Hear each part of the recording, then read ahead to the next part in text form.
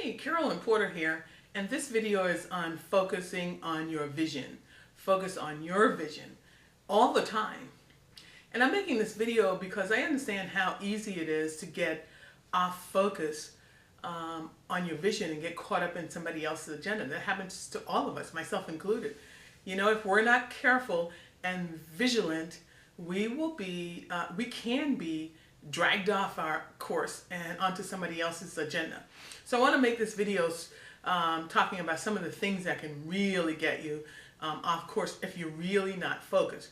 So it's very important to focus on your vision, keep it upmost in your mind, because if you don't, you will have all kinds of things that we call the shiny ball phenomenon if you're in internet marketing coming across your desk. And it's always a product or service that promises to give you all of the stuff that is your pain spots. You know, I can get you more leads, or I can get you signups, or I can get you more views on your video if that's the case. I can get you some secret into getting fans on your Facebook. Anything that you are wanting and not being able to get it in abundance right now. You will have these products coming out selling a way to get it for you. And so you have to be very careful when those come across your desk, because if you are not, you will find yourself taking off your strategy and working on this new thing so you can get to learn, because you know everything you get has a learning curve. You have to learn how to use it. So when you move off what you were doing, the strategy that you were working on to go towards your vision, you're going to lose momentum. So you've lost all the momentum that you've built up on that up until that point. You're losing it because you're going over to this new thing and working it and trying to learn it to get whatever is promised. Now, a lot of times, you know, you don't get what you promised. A lot of times you find that it's not as easy as it appear to be from the outside, because it does take work. Everything takes work and has a learning curve, so you have to learn it. So my suggestion for these shiny ball syndromes, because they are coming across our desk in our emails all the time, it's not going to go away. They'll always be there. So what you need to do is have a way to determine whether it will further your agenda, what you're doing right now. For example, I do video marketing, so if I'm going to look at anything new, it has to be something that's going to support that strategy in some way. If it's not, I'm not going to do it, because I don't want to lose the momentum that I'm building up with my video marketing to go off and learn something new and then find that it didn't connect well with what I was doing at all, and I have to go back and start over again.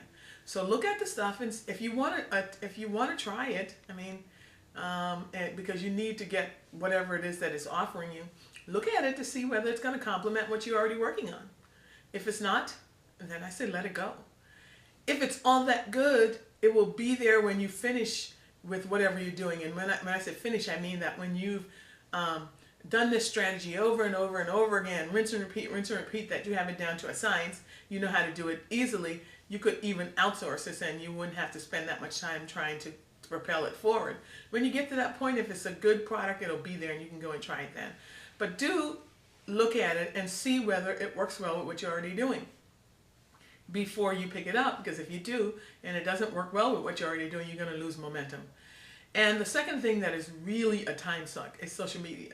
Social media, that's where everybody is. All the people that we want to attract is on social media. A lot of us have strategies that works with social media, but you have got to structure and organize that time that you spend on social media.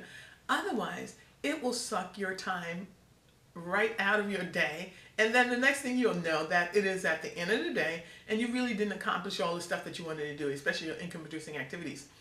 So if you just use social media to keep touch with your fan base on your fan page or your profile, then schedule a few minutes. You don't have to be on there that long, a small amount of time, and you decide how big you want it to be, but structure it and then honor that time to go on there and update your status and connect with your fan base.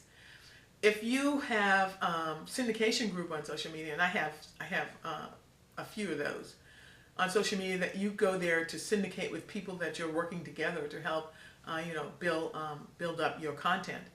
then you need to schedule some time for that too. If it's a group that you post to once a day, go do it in the evening when you finish with all your stuff, and then that could be the last thing on your list for the day, because you want to make sure that everybody's posted their materials there anyway.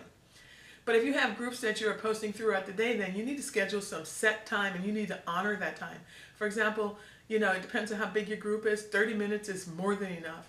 So schedule 30 minutes to do that, and then just do everything within the 30 minutes. If you finish before then, just go off and do some other income-producing activities. But turn the social media off when you're not doing that. Now, if you're one of those social media butterflies and you just want to be on there all the time, that's fine too. But go there and do that exploring at the end of the day, unless you're using it for some research for something. And of course, you can do that in your research time. But whatever you do, please monitor your time, structure it, and build up a practice of honoring whatever time you say you're going to spend on it. And then just turn it off. Because if you don't, that can suck your time up and take you away from what you really want to do, which is to move towards your vision. Focus on your vision. Now, you need to be laser focused on the vision. And that should be the only thing, that should be the utmost in your mind. And if you have written out your vision of what you want, you should probably already have it committed to memory, and you can go to your mind at the blink of an eye and just see it, visualize it. It has to be that strong. If you have not done that, you can go over to my blog and I will have the details on how to do that. But if you got any value from this video, leave some comments for me. Let me know what you think. Let me know how you're doing with your vision. Are you steadfast, or are you wavering? And then, maybe you can look at some ways to work on that. And share and like it. Share it with your friends, and if they have issues with this too. And I'm going to leave some other links down there in there that I want you to check out. I want you to go to the blog if you have no vision. If you haven't done a vision statement yet and you don't know how to do it, I'm gonna have details written on the blog where this video is at to tell you how to create that statement. And go to my fan page and like my fan page. Look around there and see what you like.